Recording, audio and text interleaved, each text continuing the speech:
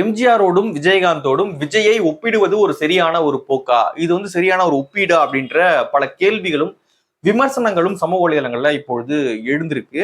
இது வந்து ஒரு சரியான ஒப்பீடு இல்லை அப்படின்றதான் என் அளவுல நான் விஜயோடைய அரசியல் பார்க்கும்பொழுது தெரியுது. ஏன் அப்படின்னா எம்ஜிஆரும் விஜயகாந்தும் வந்து ஒரு சாதாரண ஒரு ஒரு மனிதர்களாக இருந்து மக்களோடு உரையாடி மக்களோட பிரச்சனைக்கு நின்று களத்துக்கு போயிட்டு மக்களால் அங்கீகரிக்கப்பட்டு ஒரு தலைவர்களாக எமர்ஜ் ஆனாங்க. ஆனா விஜய் அப்படின்ற ஒரு ஒரு நடிகர் வந்து வெளியே வரமாட்டேன், நான் பனையூர் விட்டு வெளியே வரமாட்டேன், நான் மக்களோட பிரச்சனைக்கு பேசவே மாட்டேன், மக்கள் செத்தா கூட நான் அறிக்கை விட மாட்டேன். உதாரணத்துக்கு கவினுடைய படுகொலை, ஒரு ஐடி ஊழியன் வந்து வெட்டி படுகொலை செய்ய சாதியால ஒரு படுகொலை நடந்தா கூட நான் வந்து வாய் திறக்க மாட்டேன். இப்படி இருக்கக்கூடிய ஒரு தலைவரை இந்த தலைவர்களோடு நம்ம போய் ஒப்பிடுறது அப்படின்றது அந்த தலைவர்களுக்கு நம்ம பண்ணக்கூடிய ஒரு அநீதி அப்படின்னு தான் நினைக்கிறேன். ஏன் அப்படின்னு நான் சொல்லிக்கலாம், நான் வந்து எம்ஜிஆர் ஆக போறேன், நான் வந்து விஜயகாந்த் ஆக போறேன், நான் வந்து எக்ஸ் ஆக போறேன், ஒய் ஆக, இது ஒன்னா சொல்லலாம். ஆனா அதற்கான உழைப்பு உங்ககிட்ட என்ன இருக்கு, அவங்க பேரை சொல்றதுக்கு நீங்க என்ன வேலைகளை வந்து பண்ணிட்டு இருக்கீங்க அப்படின்னு ஒண்ணு இருக்கு இல்லையா, ஒரு ட்ராக் ரெக்கார்டு எப்படி இருக்கு அப்படின்னு ஒண்ணு இருக்கு இல்லையா. சோ அதெல்லாம் பார்க்கும்பொழுது விஜய் அவர்கள் மீது கடுமையான விமர்சனங்கள் தான் வந்து நம்ம அதிகமாக வைக்க வேண்டியதாக இருக்கு.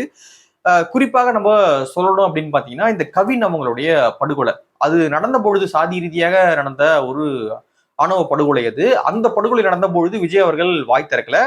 அதன் பிறகாக மதுரை மாநாட்டில் அவர் பேசுவாருங்க, அவங்க பேரண்ட்ஸ் எல்லாம் வந்து மதுரை மாநாட்டு கூப்பிட்டு வந்து ஒரு பெருசா வந்து அதை பூம் பண்ணுவாங்க அப்படின்னா சொன்னாங்க. ஆனா மதுரை மாநாட்டிலுமே வந்து விஜய் அவர்கள் அதை பற்றி ஒன்றும் பேசல. இன்று அந்த குடும்பம் போயிட்டு ஸ்டாலின் அவர்களை மீட் பண்ணியிருக்காங்க, நிறைய கோரிக்கைகள்லாம் முன் வச்சிருக்காங்க, நிறைவேற்றி தர்றதாக சொல்லியிருக்காங்க போல. ஸோ அவங்க வேலையை வந்து பார்த்துக்கிட்டு இருக்காங்கன்னு வச்சுங்களேன். ஸோ கவின் அவங்களுடைய குடும்பத்துக்கு துணை நிற்காத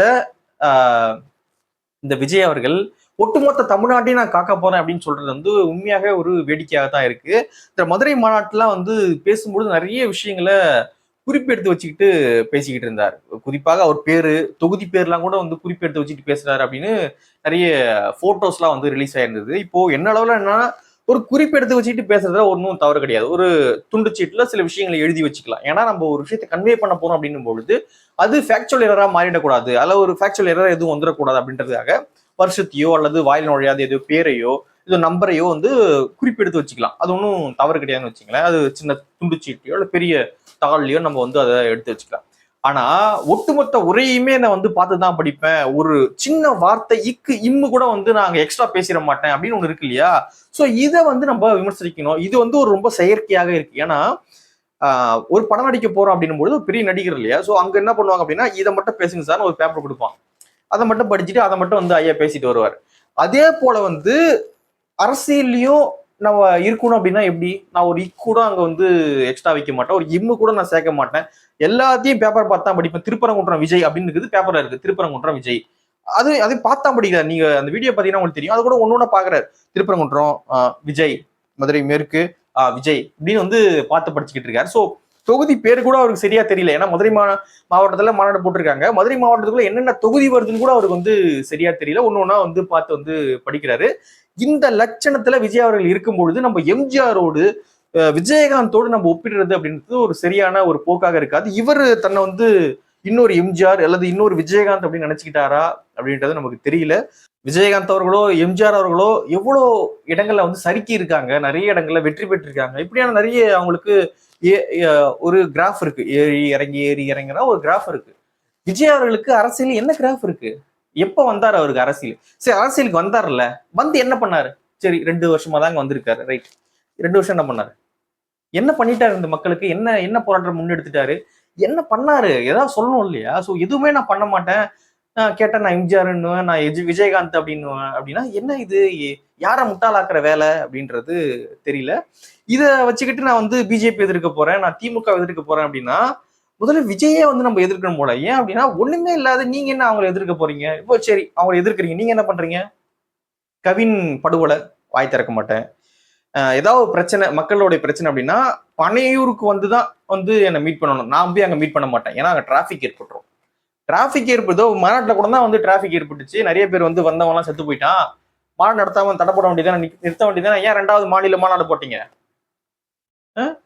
நான் எங்கேயும் போய் மீட் பண்ண மாட்டேன், எந்த சாதிய பிரச்சனை இருந்தாலும் நான் அறிக்கை விட மாட்டேன். என்னது இது, என்ன மனநிலை இது? இது இந்த விஷயத்துக்கு நான் வந்து ஒரு பெரிய உரையை வந்து நிகழ்த்த மாட்டேன்.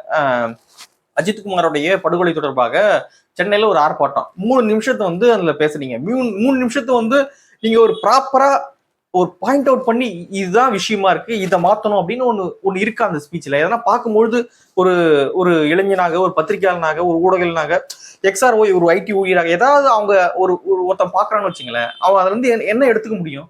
விஜய் அவருடைய மதுரை ஸ்பீச் அதுல இருந்து நான் என்ன எடுத்துக்க முடியும்? என்ன இருக்கு எனக்கு எடுத்துக்கிறதுல? இந்த லட்சணத்துல நான் எம்ஜிஆர் ஆக போறேன், நான் சிவாஜி ஆக போறேன், நான் KR விஜய் ஆக போறேன்னா எனக்கு என்ன காமெடி பண்ணிட்டு இருக்கீங்க அப்படின்ற அளவுக்கு தான் இருக்கு. ஸோ விஜயகாந்த் அவர்களுடைய அரசியல், எம்ஜிஆர் அவர்களுடைய அரசியல், அதோடு வந்து விஜய் அவர்களுடைய அரசியலை ஒப்பிடுறது அப்படின்றது பெரிய அபத்தம் அப்படின்னு தான் நான் நினைக்கிறேன்.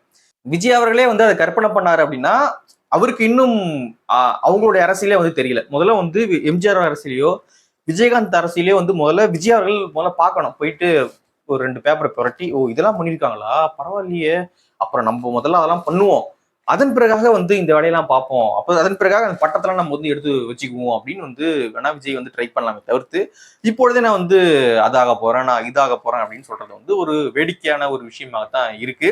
சரி, நான் விஜய் வந்து சொல்லியிருந்தாரு மாநாட்டுக்கு பிறகு பாருங்க முழுக்க நான் வந்து ஃபுல்லா மக்களோடு தான், மக்களோடு செல்ல போறோம், மக்களோட உரையாட போறோம், மக்களோட அது பண்ண போறேன். ஓகே ரைட், சூப்பரா சொல்லிட்டாரே அப்படின்னு நினைச்சுக்கிட்டு இருக்கும்பொழுது மாநாடு முடிஞ்சு 5 நாள் ஆகுது. எங்க இருக்காரு விஜய்? என்ன அறிக்கை அவர்கிட்ட இருந்து பெருசா வந்துருச்சு? என்ன என்ன என்ன பண்ணிக்கிட்டு இருக்காரு விஜய் இப்பொழுது? எங்க அடுத்த பிளான் என்ன விஜய்க்கு? இதெல்லாம் ஏன்னா தெரியுமா மக்களுக்கு? மக்களுக்கு தெரியறத விடுங்க, அவங்க தொண்டர்களுக்கு தெரியுமா? தொண்டர்கள் சரி, அடிமட்ட தொண்டர்களை விடுங்க, அவங்க மாவட்ட செயலாளர்கள் சொல்லப்படக்கூடிய அவர்களாச்சும் தெரியுமா அடுத்தது என்ன விஜய் பண்ணுவார் அப்படின்னு சொல்லிட்டு? எந்த அரசியல் நகர்வும் இல்லாம, எந்த ஒரு விஷயமே இல்லாம இப்படி பண்ணிக்கிட்டு இருந்தா எப்படி இது ஒரு ஒரு அரசியல் கட்சி அப்படின்னு நம்ம அங்கீகரிக்கிறது? எப்படி இதை வந்து நம்ம சப்போர்ட் பண்ண முடியும்? மக்கள் எப்படி இதை வந்து ஆதரிக்க போறாங்க அப்படின்ற நிறைய கேள்விகள்லாம் இருக்கு. ஸோ இந்த கம்பாரிசன் இருக்கு இல்லையா? ஸோ இதை நான் பேசணும் அப்படின்னு நினைச்சேன். அது மட்டும் இல்லாம இந்த துண்டு சீட்டு எழுதி வச்சுக்கிட்டு எல்லா மாநாட்டிலையுமே பேசுறது, அதாவது அதுக்கு மேல பேசினா விஜய் அம்பலப்பட்டுருவார்னு நினைக்கிறேன். ஏன்னா துண்டுச்சீட்டு இல்லாமையோ அல்லது ஒரு எக்ஸ்ட்ரா ஒரு 2 லைனையோ பேசினா அது முடிக்கிறது எப்படின்னு தெரியாம விஜய் அவர்கள் கண்டிப்பாக அம்பலப்பட்டுருவாரு. அதனாலதான் கரெக்டா இதை பேசினா போதும் அப்படின்னு அவங்க சொல்றாங்க இல்லையா? முன்னாடியே ஸ்கிரிப்ட் பண்ணப்பட்ட ஒரு விஷயம் மட்டும்தான் விஜய் அவர்கள் மேடையில பேசுறாரு. எந்த மேடையா இருந்தாலும் அதான் பேசுறாரு. மற்றபடி ஏதாவது ஒரு வார்த்தை விட்டாருன்னா அந்த வார்த்தை எங்க கொண்டு போய் முடிக்கிறது அப்படின்னு தெரியல. அது அங்க வந்து சிக்கிடுவோம் அப்படின்ற காரணத்தினால விஜய் ரொம்ப காம்பேக்டா முன்னாடியே ஸ்கிரிப்ட் பண்ணப்பட்ட அந்த விஷயம் மட்டும்தான் பேசுறாரு. எங்க இருந்து விஜய் அவர்கள்கிட்ட இருந்து ஒரு பெரிய ஒரு மாற்றம் நம்ம எதிர்பார்க்க முடியும் அப்படின்றது நமக்கு தெரியல. இந்த கம்பாரிசன் முதல்ல தப்பாக தெரிஞ்சுது. ஸோ அதை நம்ம இங்க பதிவு பண்ணோம். என்னதான் உயர உயர பறந்தாலும் ஊர்க்குருவி. நன்றி.